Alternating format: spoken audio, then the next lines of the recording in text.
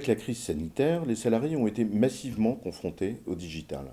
Mais de la même manière qu'il convient de ne pas confondre le travail à distance en confinement avec une pratique mûre et réfléchie du travail à distance, eh bien il ne faudrait pas que cette exposition massive aux outils digitaux nous aveugle, nous conduise à des confusions de même nature.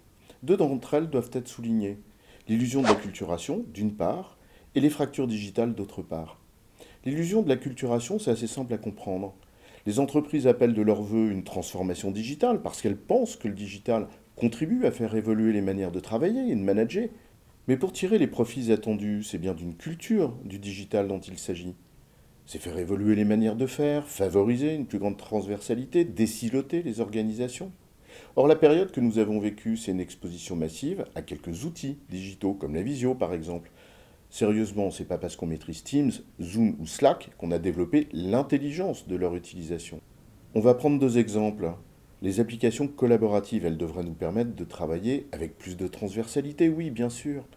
Et pourtant, parfois, eh bien, la gestion des droits et des rôles, c'est un moyen habile de reproduire une logique de territoire, de cloisonner et de retenir l'information.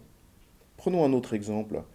Avec les outils comme Teams, on est supposé communiquer plus facilement. Les informations sont à notre disposition.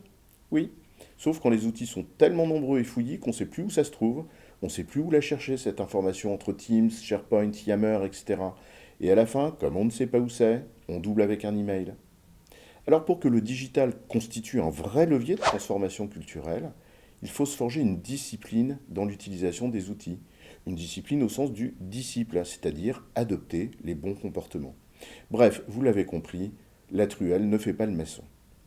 Le risque, c'est celui de croire qu'on peut s'affranchir d'accompagner cette acculturation au digital au motif que les collaborateurs leur aient acquise pendant le confinement.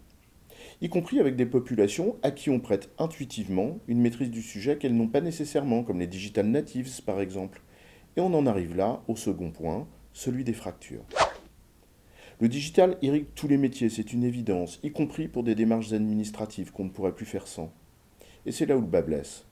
Tout le monde ne maîtrise pas le digital, loin s'en faut. Selon la mission Société numérique du gouvernement, par exemple, en 2021, l'électronisme touche plus de 13 millions de personnes majeures en France, 26% de la population de plus de 18 ans. Ça réduit non seulement l'accès à l'information, mais aussi aux droits, y compris les plus élémentaires. Et c'est pas un sujet à prendre à la légère. Mais revenons au simple manque de maîtrise qui touche plus insidieusement les entreprises, notamment parce que certaines populations échappent au radar. Les jeunes, par exemple, on leur prête la maîtrise du digital parce qu'ils sont nés dedans comme Obélix, avec la potion magique. Mais attention, liker sur Insta, poster sur LinkedIn ou faire des stories, c'est pas maîtriser l'informatique, loin s'en faut. Une étude australienne, par exemple, révèle que 45% des étudiants peuvent être considérés comme des utilisateurs rudimentaires. Il y a aussi des populations de décideurs dont la culture digitale pourrait être à parfaire. Une étude de la BPI en 2017 montrait que presque la moitié des dirigeants de PME et de TI en France, 47% exactement, estimaient que le digital n'aurait pas un impact majeur sur leur activité. No comment. Que dire enfin des populations qui ne maîtrisent pas trop le digital et qui pourtant exercent des métiers, qui font tourner les entreprises? On fait quoi? On les laisse sur le bord de la route avec le train qui passe devant leur nez? Eux qui voient dans le même temps leurs collègues des bureaux administratifs en télétravail le vendredi? Le fait qu'ils travaillent vraiment en télétravail, ça n'empêchera pas certains de considérer, à tort ou à raison d'ailleurs, c'est pas le sujet, que c'est un privilège, donc une injustice. Il y a là non seulement un gros enjeu de pédagogie, mais aussi d'accompagnement. En résumé, gardons-nous de l'aveuglement que peut provoquer le halo de lumière d'une exposition massive au digital. D'une part, tout le monde ne le maîtrise pas, et cela constitue un vrai risque de fracture. Et d'autre part, la maîtrise des outils ne suffit pas à développer une culture digitale. Or, c'est elle qui est porteuse des transformations que nous souhaitons pour nos entreprises.